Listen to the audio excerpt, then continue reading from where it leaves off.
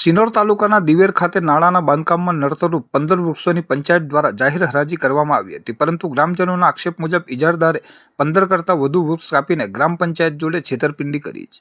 સિનોર તાલુકાના દિવેર ગામથી મઢી તરફ જવાના મુખ્ય માર્ગ પર નાળાનું કામ ચાલુ છે, જ્યાં નડતરરૂપ 15 વૃક્ષોની પરવાનગી લઈ ગ્રામ પંચાયત દ્વારા જાહેર હરાજી કરવામાં આવી હતી, જેમાં સાદલીના વેપારીએ 51,000માં 15 વૃક્ષ કાપવાનો ઇજારો લીધો હતો. તાજેતરમાં વરસાદ હોવાને લાભ લઈ ઇજારદાર દ્વારા વધુ વૃક્ષો કાપી નાખ્યાનો આક્ષેપ કરવાની સાથે સાથે ગ્રામજનોએ ઇજારદાર દ્વારા વૃક્ષના થડને માટી નાખીને દાટી દીધેલ. ગામના જાગૃત નાગરિક દ્વારા વૃક્ષોના થળિયા જાતે બહાર કાઢી તપાસ કરતા 15 કરતાં વધુ વૃક્ષ ઇજારદાર કાપી નાખ્યાનું બહાર આવતા મામલતદાર સિનોર દ્વારા સ્થળ પર તટસ્થ તપાસ થાય એવી માંગ કરવામાં આવી છે અને ઇજારદાર સામે કાયદેસરની કાર્યવાહી કરવાની પણ માંગણી કરવામાં આવી છે.